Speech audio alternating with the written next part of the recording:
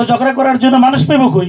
মানুষ হলে এজেন্সির মালিক। ফ্লাইট দিয়া যেরকম লক্ষ লক্ষ মানুষ মক্কা মদিনায় যায়, শয়তানও মক্কা মদিনায় যায়। আমরা তো হাজিদের খাদেম, হাজিদের এরকম সেবার জন্য থাকি, হাজিদের মেসিয়ারের দায়িত্ব পালন করি, হাজিদের ব্যাগ টানার দায়িত্ব পালন করি, হাজিদের হেল্পারের দায়িত্ব পালন করি, তারপরও হাজি খুশি হয় না।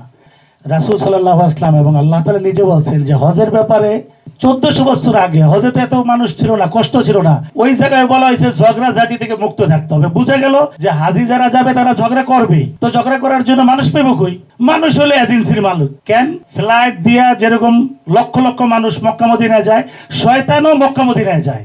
কেন? এমন আবাদত যে আবাদতের বিনিময়ে পিছনের সব গুনাহ মাফ হয় এবং এই দুনিয়ার 10 দুনিয়ার সমান একটা জান্নাত সে পাওয়া যায়। হাজি তো এটা জানে না যে আমি জান্নাত পাবো। তার চিন্তা থাকে যে আমি 5 লক্ষ বা 7 লক্ষ টাকা দিছি, এত টাকা। আরে 7 লক্ষ টাকার বিনিময়ে আল্লাহ তাআলা আপনাকে আল হাজ্জুল মাবরুর লাইসা লাহু জাযাউন ইল্লাল জান্নাহ, তাকে একটা জান্নাত লিখে দেওয়া হবে।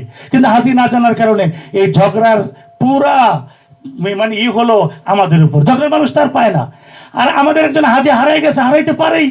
আমি নিজেও, আমার বয়স 50 বা 2 বছর কম, আমিও অনেক জায়গায় নতুন জায়গায়, এবার আমি মানে রিয়াদ গেছি, আমি আমার ওই ভাতিজার বাসায় উঠতে পারি না, যায় একা একা 2 বার। তা হাজিরা যায় বুড়া মানুষ, তারা যায় বাসা নাই পাইতে পারে। কিন্তু এই জন্য যারা আমাদের হজকর্মী ফোন দেয়, হাজির টাকা গায়ে শুয়ে রয়েছেন, আমাদেরকে ফোন দেয়, অর্থাৎ হাজিকে সে চেতায়।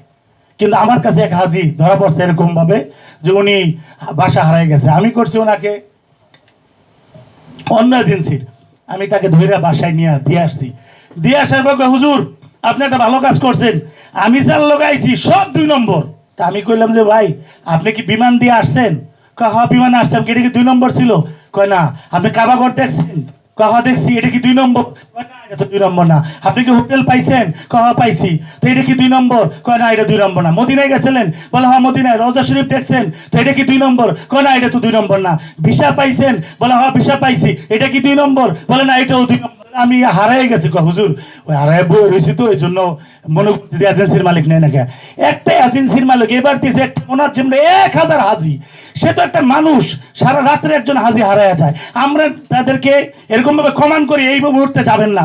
এখন যারা প্রথম ফ্লাইটে যাইতেছে তারা যাই ওখানে দৌড়াইবো যে এত টাকা দিয়ে আইসি বইয়ে থাকুম, এই সকাল নাই সন্ধ্যা নাই দুপুর নাই দৌড়াইবো, আইসা ঠান্ডা পানি খাইবো, জ্বর আর কাশ। এখন আমি কি তাকে নিয়ে হাসপাতালে যাব, না আমি হাজিদের খাবার দিব, না আমি কোনো পরিচালনা করব? এখানে যারা খাবার লেট হয়েছে তারা আমাকে মারামারির জন্য, আর ওখানে যারা হাসপাতালে নেই বলে যার লগে আসছি অবস্থা খুব খারাপ। তাহলে আমি কি করব? গাইড দিয়েছেন আপনারা, যে গাইড দিলেন, গাইডের নাম্বারটা কই? গাইড তো নাম্বার পায় নাই। গাইডকে কেমনে তালাশ করবো? 40 জনের গাইডের নাম্বার কি পাওয়া, গাইডের নাম্বার কি দেওয়া হয়েছে? এখন তো গাইডের নাম্বার দেওয়া হয় নাই। আর এইগুলা হবি আমাদের, এটা এজেন্সির মালিক। এখানে আমার সকলেই আমার মুরব্বী, আমার সিনিয়র, আমি হলাম জুনিয়র, যার কারণে আমার কথা বলে না। যে তুমি হজের জন্য সরঞ্জাম নাও, লঙ্গি নিবা, কাপড় নিবা, টাকা নিবা, ডলার নিবা, পাসপোর্ট নিবা, কিন্তু উত্তম তোমার সম্পদ হলো তাকওয়া। এই তাকওয়াটা এজেন্সির মালিকেরও থাকা চাই, এই তাকওয়াটা হাজিদেরও থাকা চাই। যার কারণে হাজি তাকওয়া নিয়ে যায় না, শতকরা 90% তাকওয়া নাই, আল্লাহর ভয় নাই, আল্লাহর ভালোবাসা নাই, যার কারণে ওখানে এজেন্সির মালিক দোষ ধরে।